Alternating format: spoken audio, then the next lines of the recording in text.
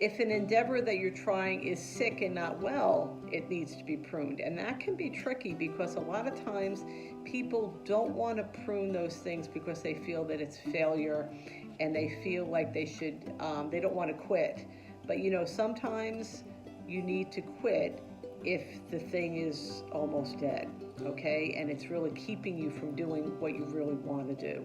Pruning, a lot of times, is not necessarily easy and it's not necessarily fun, but you know what? It's necessary. Hello, this is Lorraine and welcome to Healthy Living, Spirit, Soul, and Body.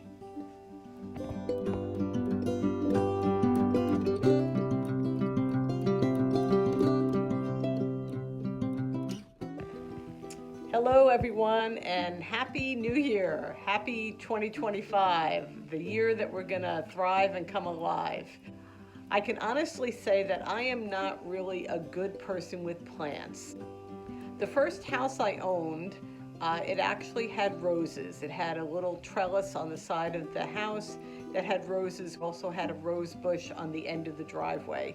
And honestly, I knew nothing about roses. I never pruned it, I never fertilized it. I did absolutely nothing. So really, in a lot of ways, it did not look very nice. But I was reading recently about pruning rose bushes. And apparently, if you're very serious about your rose bushes, it takes a lot of TLC to have them really grow as beautiful as they can be.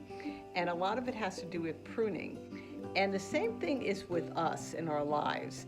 A lot of times we have a lot of different things in our lives that take away from us being the best that we can be and really living up to our potential. So today I just want to talk about some of the things that you can prune so that you can really grow to be the best person that you can be. Okay, so here we go.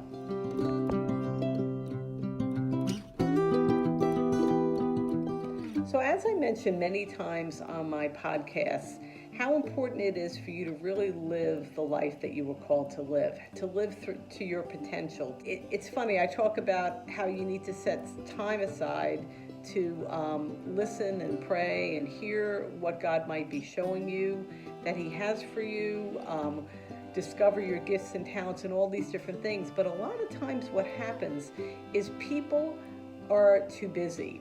Okay, they're on a hamster wheel and they literally don't know how to get off. They're busy. Maybe they have children that go to soccer practice, all these different things. They have a job. They have a husband and children that they have to take care of, all these different things. And they can't really set aside time to do the most important thing. And isn't that in a lot of ways what pruning is all about? The most important thing is for you to really live your purpose. And somehow we have to learn how to make time for that and how to make that a priority.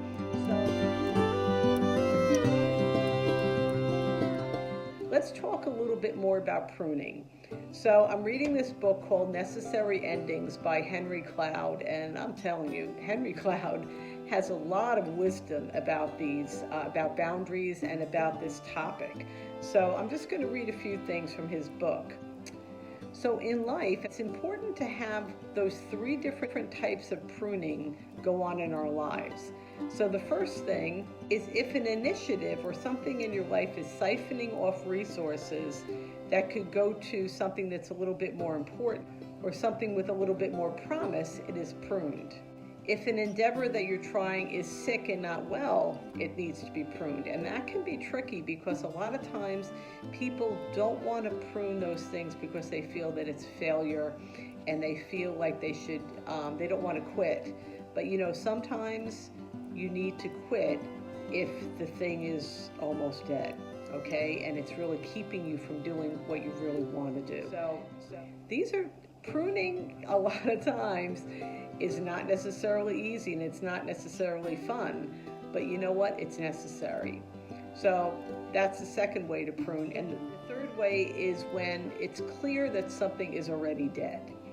And John Maxwell, in a lot of his messages, he talks about halftime adjustments.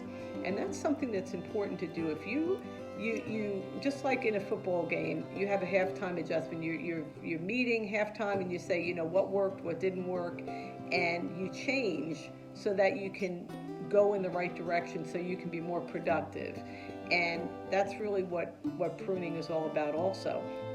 So one of the things that's a passion of mine is to really get people to live their best life. So it might not be a bad idea for you to get a piece of paper and write down the different things that you spend your time on. Maybe your job, maybe a project that you have, maybe a friend that you have. All these different things, write them down and see what is siphoning off resources and keeping you so that you can't go 100% towards your dream.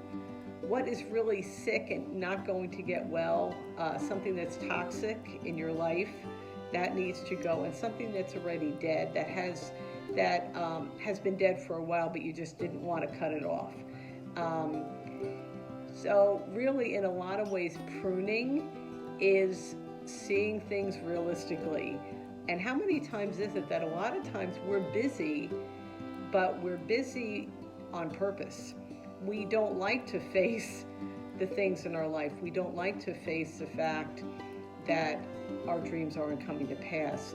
It's depressing, and we feel it's out of our control. But you know what? It's important, and it's healthy for you to do the pruning. It's healthy for you to face the way you are, and that way you can change it. If you're constantly getting your problems and things that you don't want to face and brushing them under the carpet, you know what? They really don't go away. They're still there, and you will eventually have to deal with them. So why not deal with them now? My encouragement for you in 2025 is to no longer ignore the things that need to be dealt with, and to take bold moves and prune some things out of your life. The most important thing that you can do is go 100% toward your dreams and towards your goals, and put some things maybe on a back burner, or put some things so they're no longer primary or your first concern.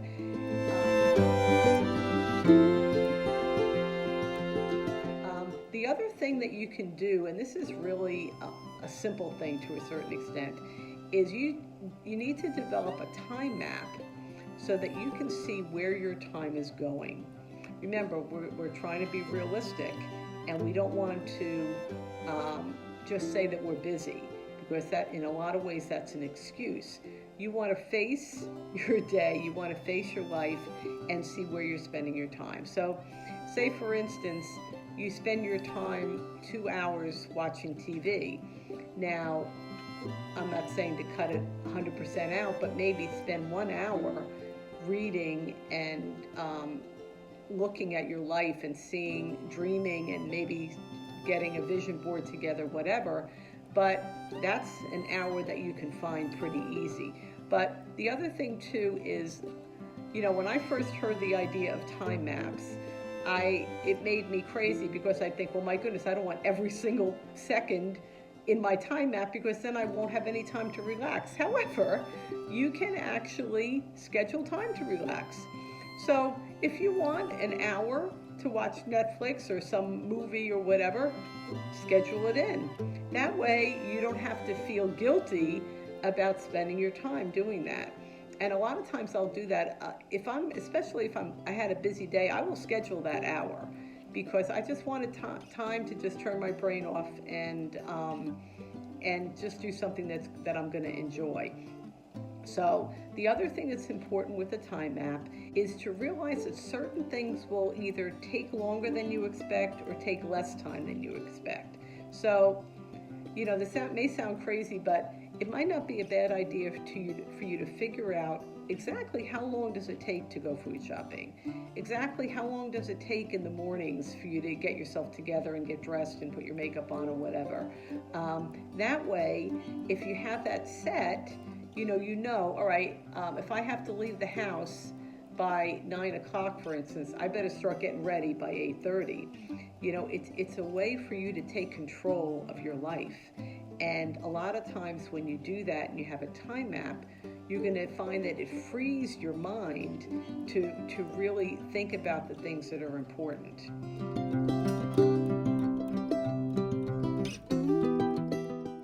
I hope this helped you think a little bit more about your priorities in 2025, to really take the time to prune some things. And like I said, I know it can be scary because, first of all, sometimes change can be scary, but also it can, you may not feel safe. If you prune it, you may be going into an unknown territory, but your dreams are worth the time. Your dreams are worth the effort to do that. And, even the Bible says that pruning at the time is not necessarily enjoyable, but it's something that needs to be done. When we prune ourselves, when we take away the stuff that's really not that important, we'll be able to free ourselves up to really go after the dreams in our heart.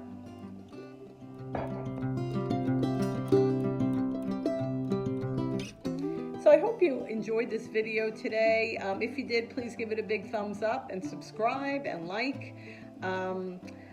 I hope this really helped you think about the importance of pruning, and I hope it just motivated you to take some time and do a little bit of a time map and just think about what things are in my life that aren't really going towards my goals, what things are not doing well and should be eliminated, and what things are dead. So I encourage you to take the time and do those things so that you can really not just survive your life, but truly live your life, right? Happy 2025, and I hope you have a wonderful week, and I'll talk to you soon. Bye-bye.